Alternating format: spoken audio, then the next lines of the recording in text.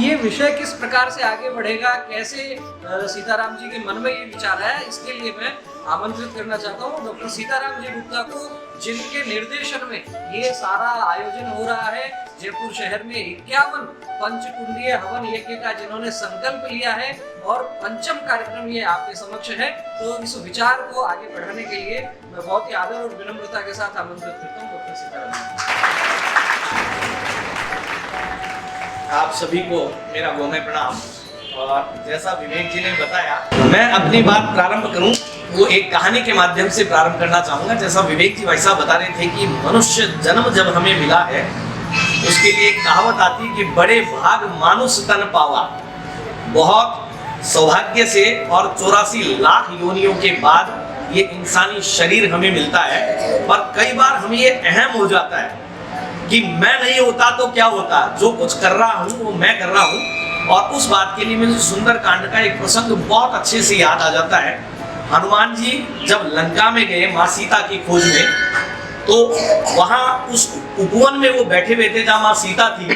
रावण आता है और बहुत तरह से भयभीत करता है माँ सीता को, और तलवार निकाल करके गर्दन काटने के लिए तैयार हो जाता है। हनुमान जी को बड़ा क्रोध आता है और वो कहते हैं, विचार करते हैं मन में कि अभी के अभी इस रावण का गर्दन जो है सिर से अलग कर दूं। लेकिन तुरंत ही वो देखते हैं कि अचानक से मंदोदरी आती है और रावण का हाथ पकड़ लेती है कि प्रभु आपको इन्हें नहीं मारना है। और हनुमान जी मन में विचार करते हैं कि यदि अभी मंदोदरी नहीं आई होती और मैं आगे बढ़ता या मैं रुका भी होता, तो मेरे मन में विचार आता कि मैं अगर नहीं होता तो क्या होता। लेकिन प्रभु श्री राम को देखिए कि रावण से भी उन्होंने मंदोदरी को भेज करके और माँ सीता को सुरक्षित करवा लिया। कमोबेश यही विचार थोड़ी सी देर बाद फिर उनके दिमाग में आया कि उन्होंने सुना था त्रिजटा नाम राक्षसी एका राम चरण रति निपुण विवेका। और उन्होंने ये भी कहा था कि एक वानर आएगा और लंका को जलाएगा। लेकिन हनुमान जी ने मन में विचार किया कि प्रभु श्री राम ने लंका जलाने का तो मुझे कोई आदेश ही नहीं दिया था, फिर ये कार्य कैसे होना है। और उन्होंने कहा लंका जलाने के लिए मैं इतना तेल और घी कहां से लाऊंगा। वो उसी विचार के अंतर्गत ही और नागपाश में बांध करके रावण के दरबार में पहुंचे। और रावण बड़ा क्रोधित हो रहा था कि इस वानर को मार दिया जाए। और लोग फिर वहां तलवार लेकर के उनको मारने गए, लेकिन हनुमान जी निश्चिंत भाव से खड़े रहे। उन्होंने अपने को बचाने की चेष्टा ही नहीं की। और उसी समय हनुमान जी देखते हैं कि विभीषण जी आते हैं और फिर वो रावण को समझाते हैं दूत को मारना उचित नहीं है। वहां फिर हनुमान जी ने सोचा कि देखिए प्रभु जिससे जो काम करवाना होता है वो करवा लेते हैं। मेरे मन में फिर वही भाव आ रहा था कि पता नहीं आगे क्या होगा और मैं नहीं होऊंगा तो क्या होगा। और उनके विचार करते करते ही रावण से ही उन्होंने ये कहलवा दिया प्रभु ने कि इस दूत को अगर नहीं मारे तो फिर इसकी पूंछ पर आग, कपड़ा और तेल लगा करके इसमें आग लगा दी जाए। और वहां भी फिर हनुमान जी ने सोचा कि मैं तो सिर्फ माध्यम हूँ, प्रभु को जिससे जो काम जब करवाना होता है ना वो काम वो करवा लेते हैं जीवन में। यदि हमारे मन में कभी ये अहम भाव आ जाए ना कि मैं नहीं होता तो पता नहीं क्या होता, तो ये मैं तो सिर्फ बकरा करता है और जिस दिन एक दिन फिर उसकी गर्दन काट दी जाती है। ईश्वर को जब जिससे जो कार्य करवाना होता है ना वो जीवन में करवा लेते हैं। हमें अगर वो मौका मिला है तो हमें सौभाग्यशाली समझना चाहिए कि हमें ईश्वर ने वो माध्यम समझा जिसके माध्यम से उसने अपनी इच्छा पूरी करवा ली। जो विचार ये 2 साल पहले आया कि लोगों की मृत्यु सुधारनी है, स्टडी किया, नॉलेज ली, तो पता चला वाकई लोगों की मृत्यु बिगड़ रही है मृत्यु, और कैसे उसे सुधारना है। जब भी किसी की मृत्यु होती है, मैं मृत्यु की बात कर रहा हूँ तो घबराइएगा नहीं, क्योंकि यह भी अंतिम सत्य है। जो आया है उसको जीवन में जाना है और सच्चाई से मुंह मोड़ के हमें जीवन में नहीं बैठना कभी भी। जीवन जब तक है उसको भी ठीक करना है, लेकिन मृत्यु भी अंतिम संस्कार है। और 16 संस्कार हमारे सनातन में कहे गए हैं। जब 15 संस्कार हमें ढंग से निभाने हैं तो 16वें और अंतिम संस्कार को भी अंतिम हवन के रूप में परिवर्तित करना है। और कितना बड़ा नुकसान उससे हो रहा है, मैं उसकी एक छोटी सी बात देता हूँ। 1 करोड़ दाह संस्कार प्रतिवर्ष होते हैं भारत में, और एक दाह संस्कार में 12 मन लकड़ी का उल्लेख है हमारे शास्त्रों में। 500 किलो 2 पेड़ जाया होते हैं साहब। 1 करोड़ अंतिम संस्कारों में 2 करोड़ पेड़ों को काट के जला दिया जाता है। उनके जलाने से 14 से 15 लाख टन, टन का मतलब 1000 कार्बन डाइऑक्साइड बनती है और उस कार्बन डाइऑक्साइड की वजह से गए सप्ताह अखबार में मैं पढ़ रहा था भास्कर में कि प्रदूषण की वजह से भारत में समय से पहले मरने वालों की संख्या का आंकड़ा 1 लाख से पार हो चुका है। यानी प्रदूषण के कारण समय से पहले व्यक्ति मर रहा है, 50 बीमारियां लग रही है उसके शरीर में। उसको बचाने के लिए हमने प्रयास ये शुरू किया कि देशी गौमाता का गोबर और एग्रीकल्चर वेस्ट, एक शब्द आपने सुना होगा पराली, पंजाब और हरियाणा में बहुत जलाई जाती है, जिसका प्रदूषण दिल्ली और जयपुर तक आता है। किसान उस पराली को कुछ भी काम नहीं ले पाता क्योंकि जानवर उसको खाता नहीं है, और यदि उस पराली को जमीन में दबा दिया जाए तो जमीन को बंजर करती है। इसीलिए किसान को मजबूरी में वो पराली जलानी पड़ती है। हमने किसान से वो पराली खरीदनी शुरू करी और गौशालाओं में गोबरों के ढेर लगे रहते हैं। हमने गौशालाओं से वो गोबर लिया, गोबर और उस पराली को मिलाया और उसमें कुछ हवन सामग्री मिलाई और ईश्वरीय कृपा से वो एक लकड़ी बनाने का सौभाग्य मिला जो विश्व में पहली बार बनी है। और उसी को भारत सरकार ने मान्यता दी। MNIT का नाम आपने सुना होगा। MNIT है जयपुर में इंजीनियरिंग कॉलेज, वहां के वैज्ञानिकों ने इसे जस्टिफाई किया। वहां उसके साथ हम इंक्यूबेटेड हुए MNIT के साथ में, और राजस्थान सरकार में हमने फाइल लगाई कि हमें मोक्ष धामों पर निशुल्क जगह दी जाए ताकि हम वहां अपने और जन सहयोग से मिलकर के कमरे बना सके, हमारी सामग्री वहां रख सके और बोर्ड लगा सके कि अब वक्त आ गया है पेड़ों की लकड़ी कटने से बचाना है। 11 मोक्ष धाम सरकार ने हमें सरेंडर कर दिए हैं, हमारे सानिध्य में दे दिए हैं। और उन मोक्ष धामों पर 30 तारीख से पहला B2 बाईपास मोक्ष धाम है, वहां शिलान्यास होकर कार्यक्रम शुरू होने जा रहा है। और 6 महीने से 1 साल के अंदर अंदर जयपुर के इन 11 मोक्ष धामों पर कमरे भी बनेंगे, सामग्री भी रखी जाएगी और एक बोर्ड लगा दिया जाएगा कि कीमत तो इनकी ये है, यदि आप सक्षम हैं तो भुगतान कर जाएं और नहीं सक्षम है तो गौमय परिवार की ओर से भेंट है, लेकिन अब पेड़ों की लकड़ी जलाना बंद करना है। चाहे वो यज्ञ संस्कार हो, चाहे विवाह संस्कार हो, चाहे अंतिम संस्कार हो। आप यहाँ भी देख रहे होंगे आपके सामने गोकाष्ठ रखी हुई है, गोबर से बनी हुई, कि अब वक्त आ गया है पेड़ों की लकड़ी कटने से बचाना है। क्योंकि हमने कई बार ये सुना है पहला सुख, जानते हैं ना सब, जानते हैं? अच्छा, कितने तरह के सुख होते हैं हमारे जीवन में? देखिए 7 तरह के सुख होते हैं। पहला सुख निरोगी काया, दूजा सुख घर में हो माया, तीजा सुख कुलवंती नारी, चौथा सुख सुत आज्ञाकारी, पंचम सुख हो सुंदर वासा, षष्ठम सुख हो सज्जन पासा और सप्तम सुख हो मित्र घनेरे, ऐसे नर नहीं जग में बहुत तेरे।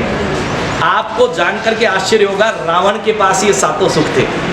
पूरी दुनिया में एकमात्र व्यक्ति था, राम जी के पास भी नहीं थे क्योंकि घर ही नहीं था, पत्नी थी तो वो भी चली गई, वन में बिछड़ गई थी ना, अपहरण करके ले गए। 7 सुख रावण के पास थे, लेकिन एक ही दुष्कर्म उसने किया और कुल का कुल तबाह हो गया। आज कमोबेश हमारी स्थितियां भी वही हो रही है, वो रावण प्रवृत्तियां कहीं ना कहीं थोड़ी बहुत हमारे अंदर आ गई है।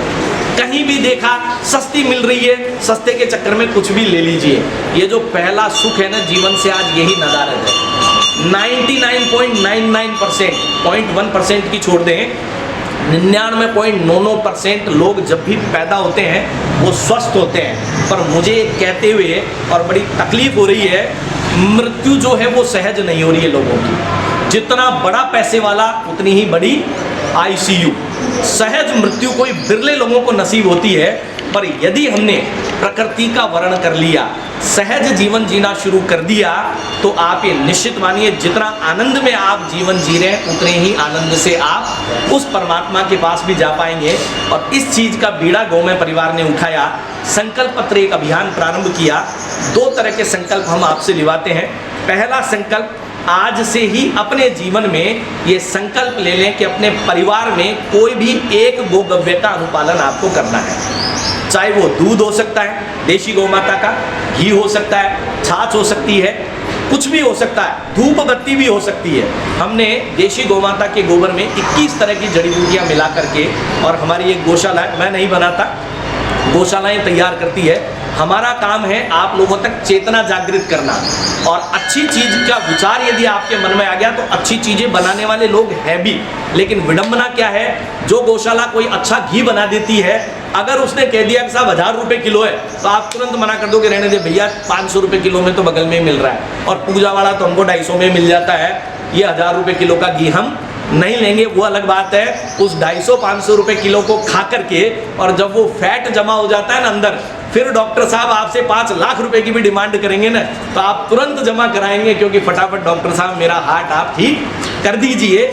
मेरा यहाँ आप लोगों से मुखातिब होने का उद्देश्य केवल इतना है कि जीवन अब तक हमने जैसा जिया कोई दिक्कत नहीं है, पर कोरोना काल से यदि हम सीख सकते हो तो सीख लें। सबसे ज़्यादा आवश्यक क्या थी साहब कोरोना काल में, जिसके लिए भटका भटका फिरा आदमी, क्या थी?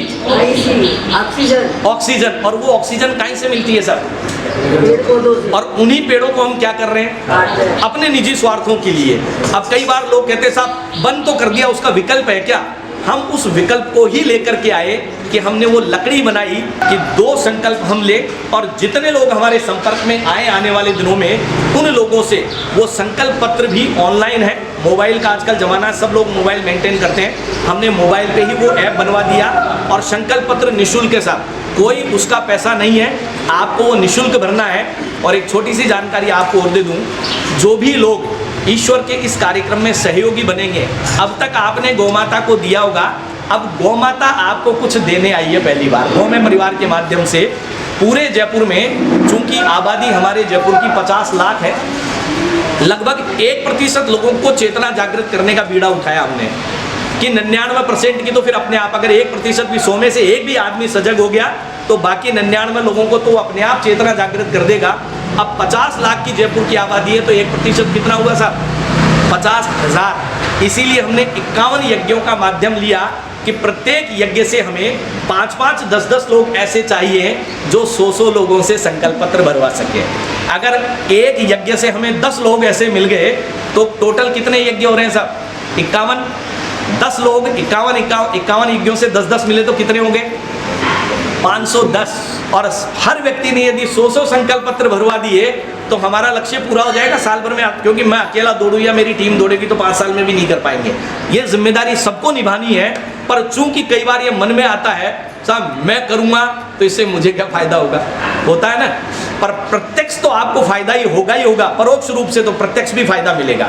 हमने उसके लिए छोटा सा एक ट्विस्ट दिया, गौमाता का और गुरुदेव का आदेश हुआ कि मेरे बच्चों को इसके लिए भी तुम्हें कुछ देना है। गौमय परिवार के माध्यम से हमने एक उद्घोषणा उसमें की, 2,51,000 रुपये तक के गौमय उत्पाद को जीतने का अवसर आपको मिल सकता है बिना 1 रुपया भी खर्च किए।